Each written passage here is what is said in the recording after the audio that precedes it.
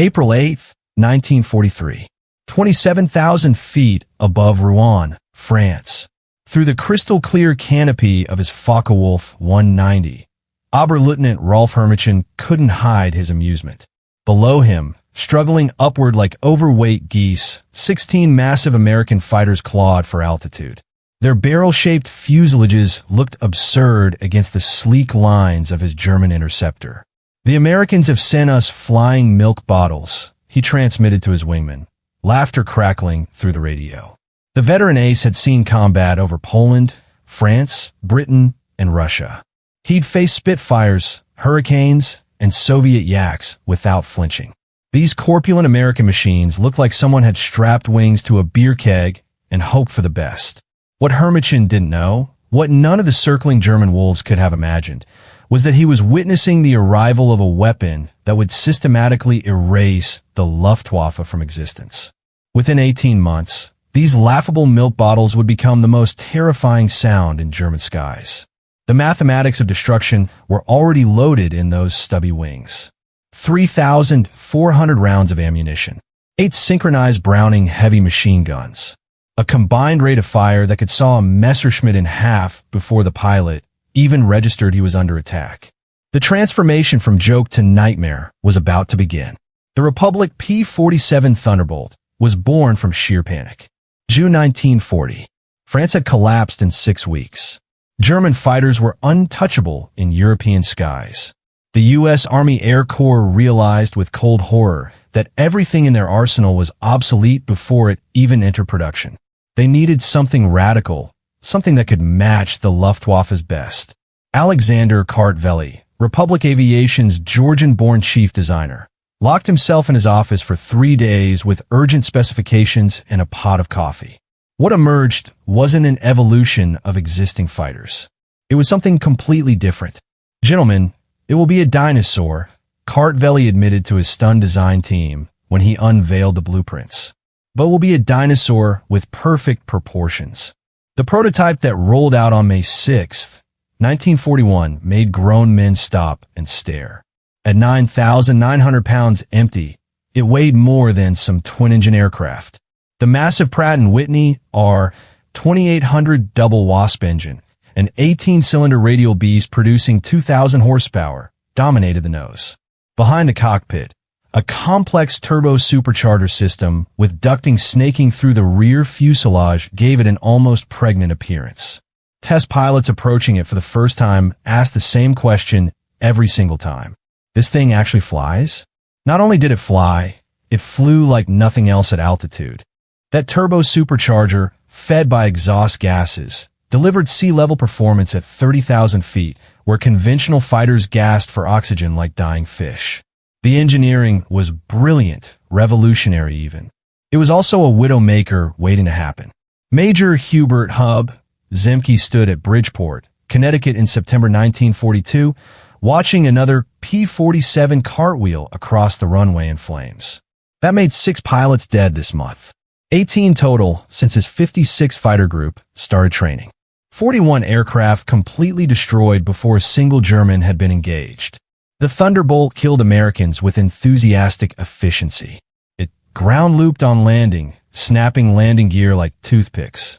The massive torque from that enormous propeller flipped aircraft onto their backs during takeoff if pilots weren't careful. Worst of all, it dove with such terrifying enthusiasm that pilots discovered compressibility the hard way. Above 500 miles per hour, shock waves formed on the wings, and the controls simply froze. You couldn't pull out. You couldn't slow down. You just rode it into the ground while the airframe screamed, and your control stick became a useless piece of metal welded in place by physics. The Army Air Force seriously considered canceling the entire program. Senator Harry Truman's committee investigating defense waste flagged the P-47 as a potential boondoggle. Republic Aviation was bleeding money and coffins. Then something shifted. The pilots who survived the learning curve, the ones who figured out the Thunderbolt's dark secrets, started reporting something extraordinary. Lieutenant Robert Johnson, a farm boy from Oklahoma, described his first successful flight. "It's like strapping yourself to a locomotive with wings. The power is unbelievable. You don't fly it. You aim it at the sky and hold on. The survivors were learning. But would they learn fast enough? The 4th and 56th Fighter Groups arrived in England in early 1943, carrying their Thunderbolts and a lot of doubt. The RAF pilots at their airfields were polite but skeptical. British flyers whispered that the best evasive maneuver in a P-47 was to unbuckle and run laps around the spacious cockpit while the Germans missed. April and May brought the baptism of fire. The P-47S couldn't turn with the Focke-Wulf 190s. Couldn't climb with the Messerschmitt 109s. Couldn't match their nimble handling anywhere below 25,000 feet. German pilots quickly developed tactics to exploit every weakness. Attack from below with a heavy Thunderbolt struggled. Force-turning fights where agility mattered more than raw power. Bounced them before they reached altitude. Hauptmann Joseph Pips Priller, commanding officer of Jägerschwader 26, filed a report to headquarters that dripped with contempt. The new American fighter is meat for the slaughter. It flies like a truck, turns like a freight train, and climbs like a pregnant cow. Our boys are calling them Indianer, fake warriors pretending to be fighters. They'll learn the hard way that air combat requires finesse, not brute force. The statistics seem to prove German superiority beyond question. First month of operations, 14 Thunderbolts lost for only 3 confirmed German kills. The exchange rate was unsustainable, humiliating even. American pilots returned shaken, reporting that the Germans seemed to anticipate every move, outmaneuvering them effortlessly. Some quietly requested transfers to P-38 Lightning units. But something strange was happening that German intelligence analysts missed completely in their rush to declare victory. The Thunderbolts that were getting shot down had absorbed punishment that defied belief. One aircraft from a 78th Fighter Group returned from a May 4th mission with 21 cannon shell holes and over 100 machine gun strikes. Damage that would have transformed a Messerschmitt or Spitfire into a cloud of aluminum confetti. The massive radial engine, lacking vulnerable coolant systems, shrugged off hits that would have stopped a liquid-cooled fighter dead. Then came June 26th, 1943, and an encounter that would become legend on both sides of the Atlantic. Second Lieutenant Robert S. Johnson was flying tail-end Charlie in a formation of P-47s returning from escort duty over Luftwaffe when 16 Focke-Wulf 190s for Jägerschwader 26 bounced them from the sun. The Germans executed a textbook attack with overwhelming speed advantage. Johnson's Thunderbolt, caught at the vulnerable rear of the formation, took catastrophic damage in the first 3 seconds. 2 20mm cannon shells exploded across his aircraft. The canopy shattered, spraying glass into his face. Hydraulic fluid erupted like arterial spray across the cockpit. The engine cowling tore away completely. Fire burst behind the instrument panel. Johnson, wounded in the nose and leg by shrapnel, tried desperately to bail out. The canopy wouldn't move. A 20mm shell had detonated in the track mechanism, welding it shut. He was trapped in a dying aircraft at 27,000 feet with fire spreading and German fighters circling for the kill. What happened next rewrote everything the Luftwaffe thought they knew about aircraft durability. Johnson, unable to see through the oil-smeared windscreen, somehow leveled the violently shaking aircraft and pointed it toward England on instinct and prayer. The P-47 continued flying with damage that should have been physically impossible. Then a lone Focke-Wulf 190 discovered the crippled Thunderbolt limping toward the channel at barely 170 miles per hour. The German pilot, never definitively identified, but believed to be from the second grup of JG-26, positioned himself carefully behind Johnson's shattered aircraft and opened fire with everything. 4 20mm cannon and 2 13mm machine guns at point-blank range. Johnson could only huddle behind his armor plate and wait for oblivion. The Thunderbolt absorbed the entire ammunition load, every single cannon round. The German pilot pulled alongside, and Johnson could see his face clearly. Young, blonde, confident. Then the confidence drained away, replaced by confusion. The American was still flying. still heading for England, still somehow alive in that flying wreck. The German repositioned and fired again, this time with only machine guns, his cannon ammunition exhausted. Still the Thunderbolt flew. He pulled alongside again, closer this time, staring in what appeared to be genuine fear at the aircraft that refused to die. Then he did something extraordinary. He gave an informal salute, almost respectful, and peeled away. Whether he was out of ammunition or simply couldn't believe what he was witnessing, nobody knows. Johnson's P-47 made it back to Manston Airfield with the engine failing on final approach. When the crew chief started counting bullet holes, he stopped at 200 and gave up. 3 of the 4 main longerons, the structural spine of the fuselage, were shot completely through. The aircraft should have folded in half midair. Yet it brought him home. News of Johnson's survival raced through both air forces like electricity. American engineers studying the wreckage realized they'd accidentally built something far stronger than they'd intended. German intelligence receiving combat reports from multiple JG-26 pilots initially refused to believe them. No aircraft could absorb that level of punishment. The reports had to be exaggerated. But testimony from too many reliable pilots confirmed the impossible. The Thunderbolt had taken everything Germany's best fighter could deliver and survived. Something fundamental in the air wars equation had just shifted. July 1943 brought the revelation that would transform everything. Hub Zemke, the 56th Fighter Group commander who'd watched his pilots struggle and die, finally cracked the code through brutal trial and error. He gathered his squadron commanders and laid it out simply. Stop fighting their fight. Don't turn with them. Don't climb with them at low altitude. Use your weight. Use your power. Use your goddamn guns. The Thunderbolt's massive weight, initially seen as a fatal flaw, became the ultimate weapon.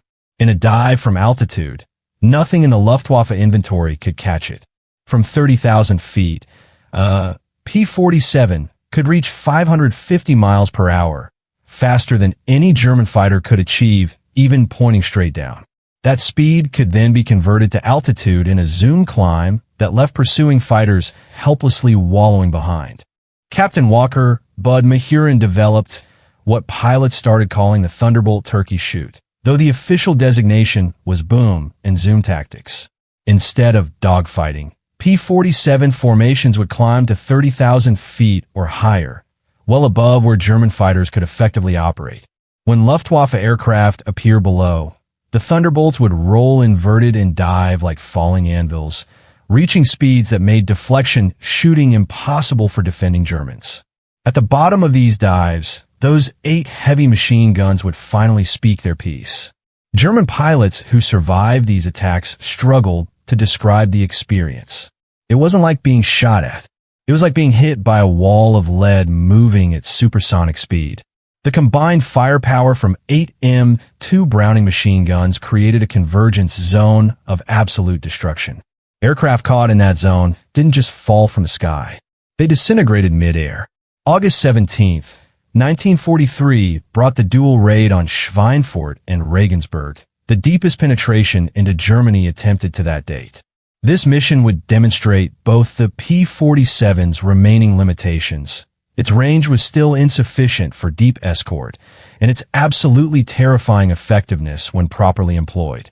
Major David Schilling, leading the 62nd Fighter Squadron, spotted a formation of Messerschmitt 110 destroyer aircraft positioning to attack B-17s with their heavy cannons and rocket armament. These twin-engine German fighters, heavily armed but less maneuverable than single-engine types, specialized in bomber destruction. Schilling's flight of 4 Thunderbolts rolled into their attack dive from 28,000 feet. Unteroffizier Heinrich Roth, a gunner in one of the Me-110s who survived with severe burns, later recounted in a POW interrogation what happened next. The American fighters came down like hammers from heaven. I opened fire at 800 meters. Good hits, I'm certain of it.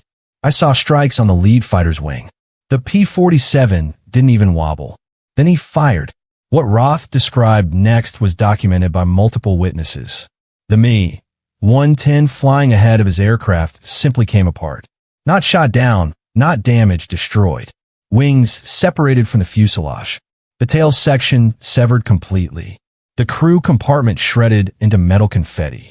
The pilot and navigator never had time to register what was happening before they ceased to exist. In less than 60 seconds, 8 Messerschmitt 110s were transformed from bombers' worst nightmare into burning wreckage falling toward the German countryside. The remaining German pilots broke off their attack and fled. They'd never experienced firepower like that. Nothing in their training or combat experience had prepared them for it. Each P-47 carried 425 rounds per gun, 3,400 rounds total, weighing nearly 900 pounds. At convergence distance, typically set at 300 yards, all 8 guns' ballistic paths intersected in a zone roughly 6 feet in diameter. Anything in that zone faced 100 half-inch projectiles per second, each traveling at 2,900 feet per second. The math was simple and absolutely brutal. The ammunition itself represented American industrial capacity at its finest. While German fighters struggled with limited cannon ammunition, typically 120 to 200 rounds for a 20mm weapon that required careful trigger discipline, American pilots could hold the trigger down for over 30 seconds of continuous fire. The standard combat load mixed armor-piercing incendiary tracer, and standard ball ammunition in patterns designed to both destroy and ignite. Lieutenant Colonel Francis "Gabby" Gabreski, who would become the top American ace in Europe with 28 victories, described the effect in his after-action reports with clinical precision. When you hit them with all 8 guns, they don't just go down. They explode. I witnessed a 109 literally cut in half at the cockpit. The tail section fell one direction. The nose and wings tumbled another. The pilot was likely dead before his aircraft finished disintegrating. By September 1943, the Luftwaffe was discovering another horrifying reality about the P-47 that their intelligence had somehow missed. Its performance didn't just match German fighters at high altitude. It utterly dominated them. The turbo-supercharged double Wasp engine maintained its rated 2,000 horsepower output all the way up to 30,000 feet. German fighters relying on single-stage or two-stage mechanical superchargers saw their performance degrade catastrophically above 25,000 feet. The engines simply couldn't compress enough of the thin air to maintain power. Oberleutnant Hans Philipp, one of Germany's most successful aces with 206 victories earned over 3 years of continuous combat, encountered this reality with fatal consequences on October 8, 1943. Leading Jageschwader 1 against a B-17 formation at 28,000 feet over Bremen, Philipp found his Focke-Wulf 190A-6 sluggish and unresponsive in the thin air. The BMW 801 radial engine, powerful and reliable at medium altitudes, was gasping for oxygen nearly 6 miles above the Earth. Every control input felt delayed, mushy. When P-47s from the 56 Fighter Group dove on his formation from 32,000 feet, the German fighters were helpless. Robert Johnson, the same pilot who'd survived the impossible 11 weeks earlier, was cruising at 31,000 feet when he spotted Philipp's distinctive Focke-Wulf with its elaborate nose art. Johnson's combat report, filed hours later, was clinical and brief. Open fire at 300 yards, 30-degree deflection. Observed strikes along entire fuselage. Enemy aircraft exploded. No parachute observed. Confirmed kill. Hans Philipp's death sent genuine shock waves through the Luftwaffe Fighter Command. This wasn't some rookie fresh from training. This was a man who'd survived over 500 combat missions on both the Eastern and Western fronts. He'd faced Soviet Yaks, British Spitfires, and American P-38s, and survived them all. If someone of Philipp's caliber couldn't survive against the Thunderbolts, what hope did average pilots have? Reichsmarshal Hermann Göring personally ordered an immediate and comprehensive investigation into the P-47's capabilities. The report, delivered to him in November 1943, made for grim reading. The Thunderbolt service ceiling exceeded 42,000 feet, higher than any operational German fighter could reach. Its dive speed approached the sound barrier itself. Its armor included 3/8-inch steel plate behind the pilot, half-inch bulletproof glass windscreen, and armor deflection plates surrounding the engine. Most disturbing of all, its rugged construction allowed it to absorb damage that would completely destroy 3 conventional fighters and still return home. The Americans had built something unprecedented. January 1944 brought a new variant that would complete the transformation from laughingstock to absolute nightmare. The P-47 D-22 featured a Hamilton standard hydromatic propeller with paddle blades, 13 feet in diameter with broad-core blades that bit into the air like massive oars. The improvement in climb rate was immediate and dramatic. Where earlier Thunderbolts had climbed at an anemic 2,200 feet per minute at sea level, barely better than the bombers they escorted, the paddle blade variants could achieve 3,000 feet per minute. They could now match or exceed German fighters at nearly all altitudes. The massive propeller also improved acceleration dramatically, allowing P-47s to build energy faster in level flight and recover speed more quickly after maneuvers. Hauptmann Heinz Nock of Jagdgeschwader 11, a veteran with over 200 combat missions and 33 confirmed victories, encountered the new variants in February 1944 during a bomber interception mission near Hanover. His combat diary entry from that day was later captured and translated. The fat American fighters have learned to climb. We bounced a formation near Hanover at 24,000 feet, expecting our usual altitude advantage. They turned into us and climbed with us, matching our rate. When we tried to disengage by climbing, they followed us effortlessly to 30,000 feet. Schmidt was caught in a dive and blown apart. Nothing left but smoke and fragments falling. These are not the same machines we laughed at last year. Something has changed, but the paddle blade propeller did more than improve performance. It fundamentally changed the sound of the Thunderbolt. The distinctive thundering roar created by the blade tips reaching supersonic speeds could be heard from miles away, echoing across the sky like rolling thunder. German ground troops reported being able to identify approaching P-47s by sound alone long before they were visible. A deep, threatening rumble that meant death was coming from above. They began calling it Donnerschlag, thunderclap, the sound that meant you had seconds to find cover or die. By March 1944, P-47s equipped with external fuel tanks could escort bombers deep into the heart of Germany. The standard configuration carried 2 108-gallon wing tanks or a single 75-gallon belly tank, extending combat radius to over 1,000 miles. With the paddle blade propeller providing improved performance, even when loaded down with external fuel, Thunderbolts could fight on equal or better terms immediately after dropping tanks. The Luftwaffe's desperate response was to ignore the escorts entirely and concentrate everything on the bombers themselves, hoping to inflict enough losses to force the Americans to stop the daylight bombing campaign.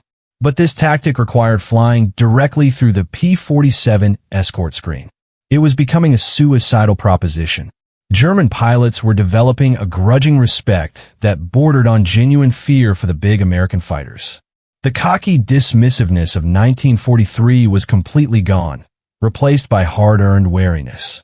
Major Gerhard Barkhorn, one of Germany's top aces with 275 victories, mostly earned on the brutal Eastern Front against Soviet aircraft, survived an encounter with P-47s on March 6, 1944 that left him badly wounded with shrapnel in his shoulder and leg. He later recalled in a post-war interview conducted in the 1970s what it felt like. We saw them above us, fat silhouettes against the sun. Someone on the radio laughed and said, "Here come the flying pigs." Nobody was laughing 30 seconds later. They came down like an avalanche, faster than we could possibly react. The first pass destroyed 3 of our fighters. Just gone, transformed into burning debris before they could even maneuver. Their guns didn't fire in short bursts like ours. They poured out solid streams of fire. Getting caught in that stream meant instant death. There was no surviving it, no escaping it. You either avoided it completely or you died. The long-range escort missions revealed another critical P-47 advantage that German planners had completely overlooked: endurance. While German fighters operated at maximum power settings that consumed fuel at terrifying rates, giving them perhaps 45 minutes of combat time before reserves ran critically low. The big American radials could cruise efficiently at high altitude for hours. Thunderbolts could remain with the bomber formations for extended periods, rotating top cover positions while maintaining enough fuel for combat and the return flight to England. As more P-51 Mustangs arrived in the European theater during spring 1944 to take over the longest-range escort duties, P-47 units increasingly shifted focus to ground attack missions. This role would make them the single most feared aircraft in the entire German arsenal, more terrifying than heavy bombers, more deadly than artillery. The transition began in earnest during April 1944 as the Allies prepared for the invasion of France. The Thunderbolt's heavy machine gun battery, devastating against aircraft, proved equally catastrophic against ground targets. The standard armor-piercing incendiary ammunition could penetrate the top armor of most German vehicles, the thinnest and most vulnerable area. The sheer volume of fire could destroy soft targets in seconds. A 2-second burst put 160 half-inch projectiles into a target area the size of a truck. Nothing survived that. But it was the addition of bombs and rockets that transformed the P-47 into a true multi-role monster. The D-25 variant could carry two 1,000-pound bombs under the wings and a 500-pounder under the fuselage. That was a bomb load equal to early war medium bombers. Later variants added zero-length rocket stubs for 10 5-inch high-velocity aircraft rockets, each one equivalent to a 105 mm artillery shell. A single P-47 now carried more explosive power than an entire artillery battery. Oberst Hans von Luck, commanding the 125th Panzergrenadier Regiment during the Normandy campaign, experienced P-47 ground attacks firsthand in June 1944. His post-war memoir described the experience in vivid detail. They came in low, so low you could see the pilots' faces clearly in the cockpit. The sound was absolutely terrifying. Those massive engines roaring at full power, rockets screaming off the rails. Then the hammer blow of those 8 heavy machine guns, a sound like the fabric of reality tearing apart. I watched a column of our supply trucks simply cease to exist. 20 vehicles transformed into burning wreckage in a single pass lasting perhaps 5 seconds. The psychological effect on the men was absolutely devastating. We'd faced Soviet Sturmovix on the Eastern Front. We'd been bombed by RAF Typhoons. This was different. These were flying artillery batteries with the accuracy of precision snipers. My men called them JBOs, fighter bombers, but that term didn't capture the reality. They were winged death itself. June 6, 1944, D-Day demonstrated how completely the balance of air power had shifted. Over 500 P-47s provided air cover for the invasion fleet and beaches, creating an impenetrable umbrella from wave-top level to 30,000 feet. German fighters attempting to reach the landing zones to strafe the vulnerable troops were massacred before they got within sight of the coast. Oberleutnant Wolfgang Fischer of Jagdschwader II, one of only 3 German pilots to actually reach the beaches that day and survive, filed a report that was immediately classified to prevent damage to morale. The sky belonged entirely to the Americans. Thunderbolts were stacked from sea level to the stratosphere. We tried to break through at dawn with 12 fighters from our group. I was the only one to return. The P-47s were waiting at every altitude. You couldn't climb over them because they owned the high altitude. Couldn't dive under them because they were patrolling at deck level. Couldn't outrun them because they were faster. Their guns turned our fighters into aluminum rain. It was a slaughter. In the weeks and months following D-Day, P-47s systematically destroyed German movement capability in daylight hours. The statistics were staggering and almost impossible to believe. In June 1944 alone, 9th Air Force Thunderbolts claimed 651 locomotives destroyed, 3,847 trucks obliterated, 512 tanks and armored vehicles knocked out, and 4,553 horse-drawn vehicles eliminated. The Wehrmacht was forced to move exclusively at night, severely hampering their ability to respond to Allied advances and reinforce threatened sectors. Daylight movement became suicidal. The Germans tried everything to counter the Thunderbolt threat. They reinforced vehicle armor with additional plates. They deployed thousands more anti-aircraft guns to protect supply routes. They developed new camouflage techniques and dispersal tactics. Nothing worked effectively. The P-47's combination of speed, armor, and overwhelming firepower made them nearly unstoppable. Even the feared 88mm flak guns, deadly against heavy bombers, struggled to track the fast-moving fighters at low altitude. While the P-47 was devastating Europe, it was simultaneously proving its worth in the Pacific theater. The 348th Fighter Group, operating from New Guinea, discovered that the Thunderbolt's qualities were perfectly suited to the vast distances and harsh conditions of the Pacific War. Colonel Neil Kirby, commanding the 348th, developed tactics specifically optimized for Pacific combat. On October 11, 1943, Kirby led just 4 P-47s against a formation of approximately 40 Japanese aircraft over WWII, personally shooting down 6 enemy planes in a single mission. This extraordinary feat earned him the Medal of Honor.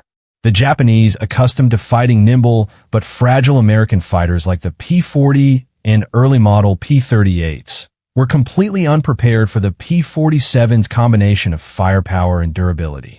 Their tactics of aggressive close-in fighting played directly into the Thunderbolt's strengths.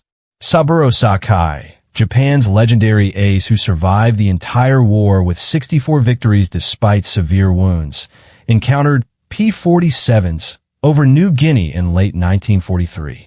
He later wrote in his post-war autobiography about the experience. "We call them monsters, and the name was accurate. Our 20mm cannon, which could destroy a P-40 Warhawk with just a few solid hits, seemed to have almost no effect on the Thunderbolts. I personally put dozens of rounds into one American fighter and watched it fly away, trailing some smoke, but otherwise undamaged. Their return fire was terrifying. Streams of heavy bullets that tore aircraft apart like paper. One of our fighters, hit by their concentrated fire, simply disintegrated in mid-air. The P-47N, developed specifically for the Pacific theater, featured increased fuel capacity with wet wings holding 93 gallons each, extending maximum range to an incredible 2,350 miles. This variant would escort B-29 superfortresses all the way to Japan and back, proving that the supposedly short-legged fighter of 1943 had evolved into a true long-range strategic weapon.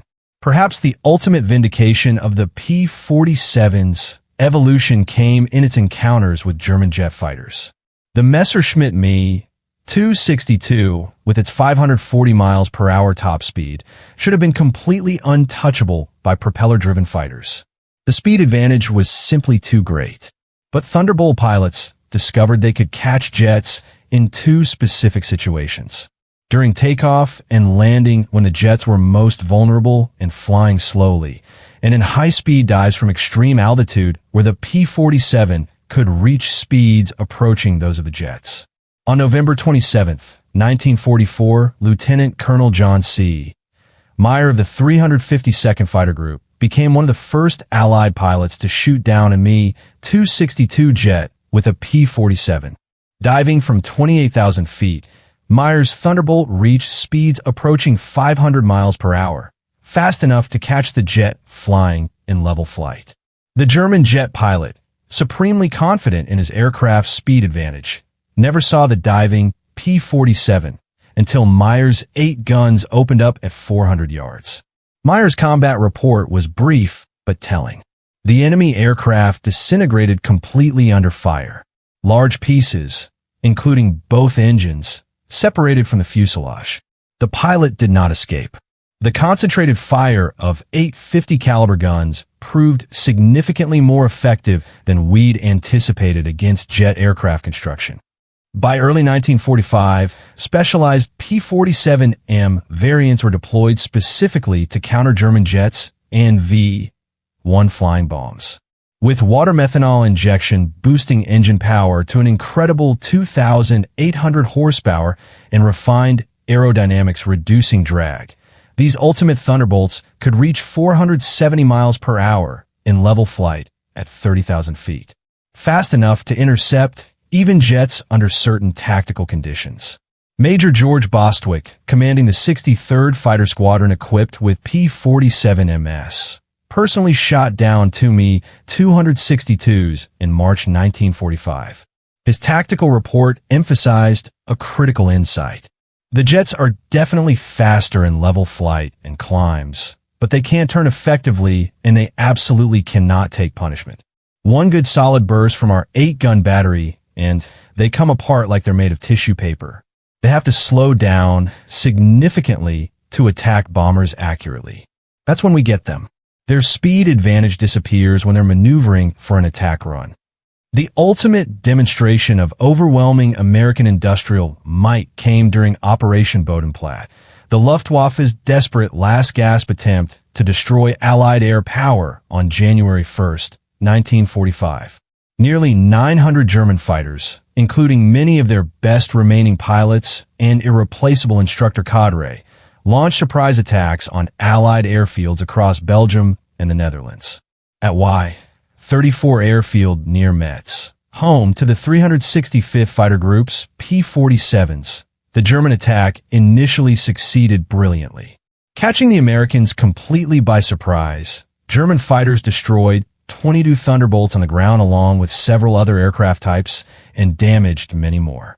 As fires burned and ammunition cooked off, a captured German pilot was brought to the command post for interrogation. He pointed at the burning aircraft with obvious satisfaction and taunted his captors. So, what do you think of that, Americans? Major George Brookings' response became legendary throughout the entire 9th Air Force within days.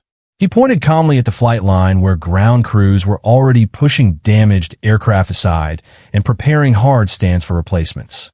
By tomorrow morning, we'll have 40 brand new ones flown in from depot.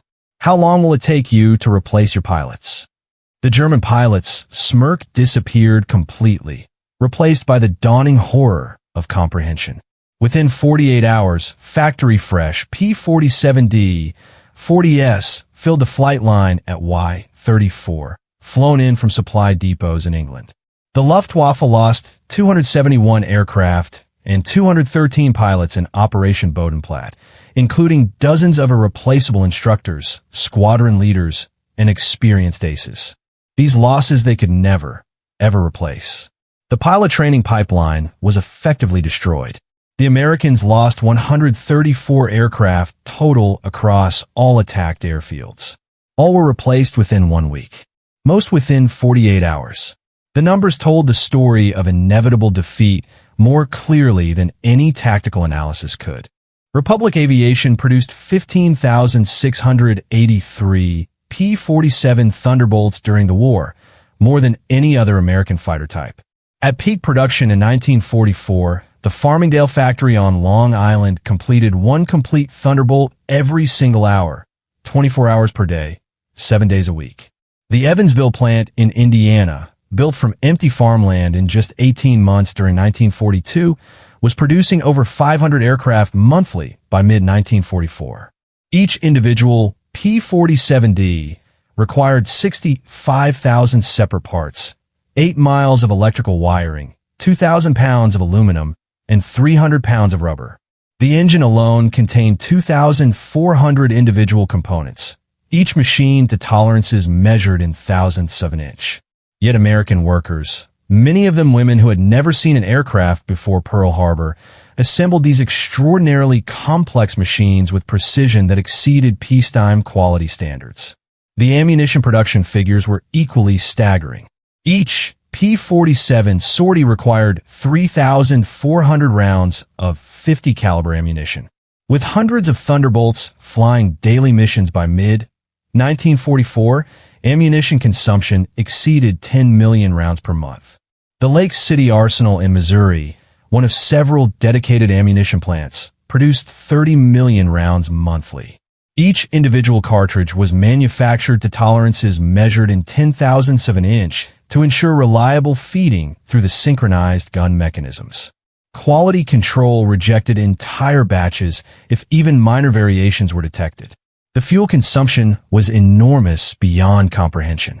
Each Thunderbolt burned approximately 100 gallons per hour in normal cruise flight, up to 300 gallons per hour in combat with water injection engaged for maximum power. The 9th Air Force alone consumed over 25 million gallons of high-octane aviation fuel monthly by late 1944.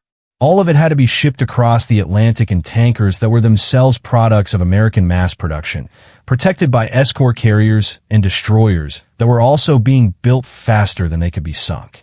Even more impressive than aircraft production was pilot training capacity. By 1944, the United States was graduating over 30,000 pilots annually from advanced training programs. That was more than Germany had trained during the entire war from 1939 to 1945 combined. Each P-47 pilot received a minimum of 400 hours of flight training before entering combat, including at least 100 hours in advanced fighters.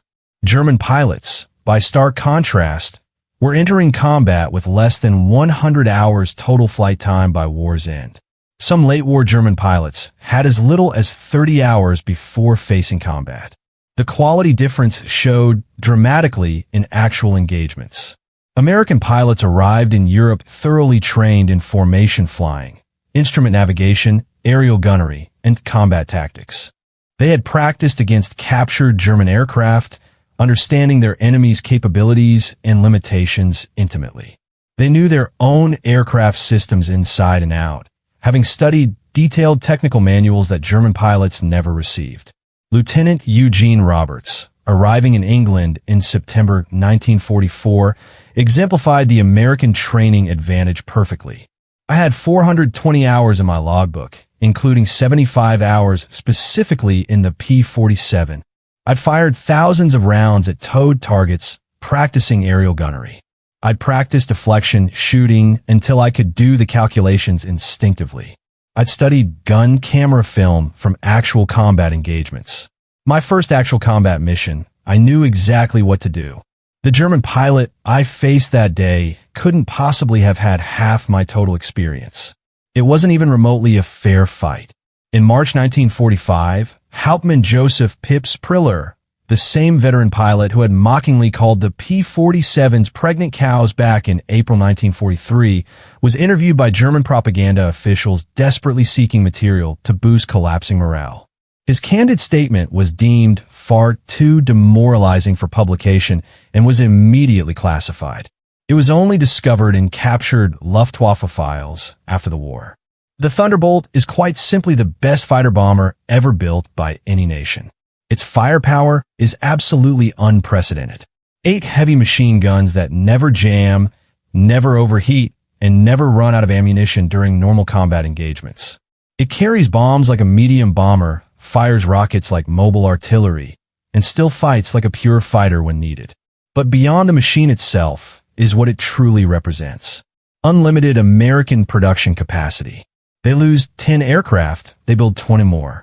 We lose 1. And it's gone forever with no replacement. Their pilots arrive better trained than our own instructor cadre. They have unlimited fuel for training flights, unlimited ammunition for gunnery practice, spare parts for absolutely everything. We have nothing left but courage and fading memories of better days. And courage without resources and replacement capacity is just delayed defeat. We laughed at them in 1943 when they first appeared. We're absolutely not laughing now. When you hear those 8 guns open fire, you know death itself has come calling. The sound haunts those of us who survive. Mechanical, precise, absolutely unstoppable. Like everything American, it represents overwhelming material superiority. They didn't beat us through superior tactics or braver pilots. They buried us alive under an avalanche of steel and lead that never stopped coming. By April 1945, the Luftwaffe existed largely on paper only. Fuel shortages grounded most remaining aircraft. Experienced pilots were dead, captured, or too wounded to fly. Airfields were cratered ruins from Allied bombing. But even with aircraft and fuel magically available, German pilots faced an impossible tactical equation. Engaging meant facing P-47 formations that owned every single altitude from ground level to 40,000 feet. Feldwebel Klaus Brecksteiner, one of the last German pilots trained in early 1945, flew exactly one combat mission before Germany surrendered. His encounter with P-47s over Leipzig lasted precisely 12 seconds from first contact to bailout. I saw them diving from high above, 4 Thunderbolts in absolutely perfect formation. I tried to turn into them defensively, but they were impossibly fast. The leader opened fire from 500 meters. My aircraft shook violently like it had been hit with sledgehammers. The engine exploded immediately. The right wing separated at the root. I barely escaped the cockpit before it went into an uncontrollable spin. Hanging in my parachute, I watched them systematically destroy my entire staffel. 6 fighters transformed into burning wreckage, falling toward the ground in under 1 minute. The sky rained burning aluminum fragments and bodies. I was the only survivor. The psychological impact was complete and devastating. German pilots developed what Luftwaffe medical officers officially documented as Jabo fever, actual physical symptoms of extreme stress appearing when Thunderbolts were reported in the operational area. Veterans who had faced Spitfires and Hurricanes over Britain without flinching, who had engaged Soviet aircraft over the brutal Eastern Front, became physically ill before missions when P-47s were expected. The distinctive thunder of approaching Thunderbolts caused immediate panic among ground troops who understood that survival meant finding solid cover within seconds or dying in the open. The final operational statistics of P-47 operations almost defied comprehension. In the European theater, 3,752 German aircraft destroyed in aerial combat, 3,315 aircraft destroyed on the ground, 86,000 railway cars destroyed, 9,000 locomotives destroyed, 6,000 armored fighting vehicles destroyed, 68,000 trucks destroyed, 60,000 horse-drawn vehicles destroyed, countless bridges, fuel depots, ammunition dumps, and command posts obliterated. In the Pacific Theater, 697 Japanese aircraft destroyed in aerial combat, 150 aircraft destroyed on the ground, 1,500 vehicles destroyed, 150 locomotives destroyed, countless barges, supply ships, and coastal installations eliminated. The 9th Air Force alone, equipped primarily with P-47s, flew 213,873 combat sorties. They dropped 120,000 tons of bombs. They fired 135 million rounds of ammunition. They launched 60,000 rockets. The Thunderbolt units achieved a 4.6 to 1 kill ratio in aerial combat, while simultaneously maintaining the lowest loss rate of any Allied fighter-bomber type. Behind these cold statistics lay the staggering human cost paid by Germany. The Luftwaffe lost approximately 28,000 pilots killed in combat against Western Allied forces alone. Many thousands fell to the concentrated fire of American heavy machine guns. Each loss represented years of training investment that Germany's collapsing infrastructure could never replace. By war's end, the average German fighter pilot had less than 30 hours of actual combat experience. The average P-47 pilot had over 200. At the Luftwaffe Interrogation Center at Oberursel, captured Allied pilots were systematically debriefed by German intelligence officers. The comprehensive records, captured intact in 1945, revealed German tactical assessments of Allied aircraft that were updated continuously throughout the war. The file specifically on the P-47 showed the complete reversal of opinion in stark terms. April 1943 assessment. Large, unmaneuverable fighter. Inferior to German types in all performance parameters except dive speed. Machine gun armament considered insufficient against cannon-armed fighters. Overall assessment. Minimal threat. December 1943 assessment. Exceptional high-altitude performance above 25,000 feet. Extreme structural strength allows catastrophic damage survival. Firepower, increasingly problematic in mass formations. American pilots showing significantly improved tactics. Overall assessment. Significant threat above 25,000 feet. June 1944 assessment. Dominant fighter bomber. Superior to all German types above 20,000 feet. Firepower absolutely devastating against all target types. Structural strength makes shoot-down extremely difficult even with multiple hits. Overall assessment. Critical threat at all altitudes. March 1945 final assessment. Best fighter bomber of the war. Combination of firepower, durability, and performance unmatched by any German type. Pilot quality exceptional. Overall assessment. Unsurvivable in direct engagement. Recommend avoidance. In 1985, at a reunion of German and American fighter pilots held in Phoenix, Arizona, former mortal adversaries met in peace to share stories and perspectives. General Lieutenant Adolf Galland, former general of fighters and head of the Luftwaffe's entire fighter arm, was asked directly about the P-47 Thunderbolt. His response, recorded on video, captured the complete transformation of German opinion. "We made a terrible mistake in 1943. We saw this big, heavy fighter climbing slowly and we laughed at it.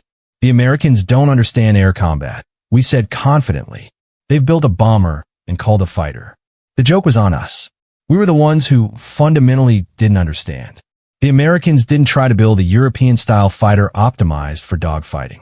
They built an American one, designed entirely around industrial production capacity, overwhelming firepower, and combat survivability. They understood something we didn't. In a war of attrition, the aircraft that can absorb punishment and deliver devastating firepower will ultimately win." They were absolutely right. The first time I personally flew a captured P-47 after the war ended, I finally understood everything we'd missed. The power was absolutely incredible. It climbed like it was falling upward. The cockpit was comfortable and spacious. The visibility was excellent in all directions. The controls were beautifully precise and responsive. It was genuinely a pilot's aircraft, wrapped in armor plating and backed by unlimited production. But what really impressed me most was realizing that America built over 15,000 of these extraordinarily complex machines while simultaneously fighting a two-ocean war on opposite sides of the planet. Each one required an engine far more complex than anything Germany ever produced in quantity. Yet they built them faster than we could build simple fighters. That's when I truly knew we never had any chance of winning. Those 8 guns, we called them Roosevelt's piano because of the distinctive sound they made firing together. Once you heard that sound, you absolutely never forgot it. Many of my closest friends heard it for the very last time. The P-47's fundamental design represented American industrial philosophy perfectly distilled. Brute force engineering backed by virtually unlimited resources. Every single component was overbuilt, overpowered, and over-engineered beyond rational requirements. The wing spars could support 40,000 pounds of stress, nearly 3 times the aircraft's maximum loaded weight. The engine mount could withstand 12 G-forces. The control cables were doubled throughout the entire aircraft with automatic backup systems. The ammunition feed system alone was a genuine marvel of mechanical engineering. 8 completely separate ammunition boxes, each holding 425 rounds, fed through electric booster motors specifically designed to prevent jamming during high-G maneuvers. The guns were electrically heated to prevent freezing at extreme altitude. Each gun had its own individual charging mechanism and could be individually synchronized. The convergence point was adjustable from 150 to 400 yards, allowing pilots to optimize the pattern for their preferred engagement range and fighting style. Even decades after the war ended, some German veterans maintained stubbornly that the P-47 won exclusively through quantity, not quality. That German fighters were technically superior, but simply overwhelmed by impossible numbers. The actual combat records tell a fundamentally different story. In engagements where numbers were approximately equal, P-47s consistently prevailed. The heavy machine gun armament, initially dismissed by European experts as inferior to cannon, proved devastatingly more effective in actual combat conditions. Detailed analysis of thousands of gun camera footage reels revealed exactly why. Cannon shells, while individually far more destructive, required extremely precise aim and had severely limited ammunition capacity, typically only 120 to 200 rounds total. A pilot had perhaps 3 to 5 seconds of fire before running completely dry. The P-47's 8-gun battery created what engineers called a probability cloud of bullets that practically guaranteed hits even with imperfect aim. At typical engagement ranges, a mere 2-second burst put at least 20 rounds into a fighter-sized target. That was enough to guarantee catastrophic damage or complete destruction. The ammunition itself was objectively superior to German equivalents.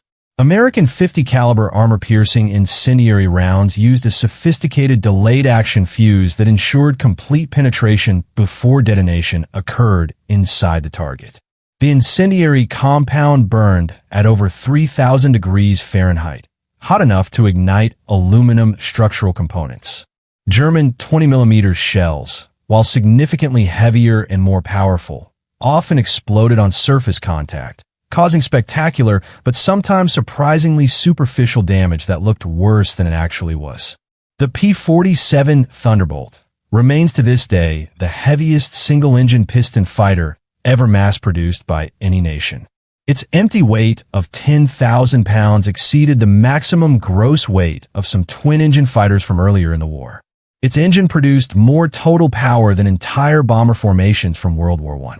Its weapons battery delivered more concentrated firepower than an entire infantry squad. Yet it was built by the thousands, flown by kids barely out of high school, and maintained under primitive combat conditions by mechanics who had learned their trade in mere weeks. The transformation of German military opinion from open mockery to genuine terror took less than 2 years. In that brief time, the ridiculed flying milk bottle became the single most feared aircraft in the Luftwaffe's entire combat experience. Veterans who had faced Spitfires, Hurricanes, and Soviet Yaks without flinching spoke about P-47s in hushed, almost reverent tones decades after the war ended.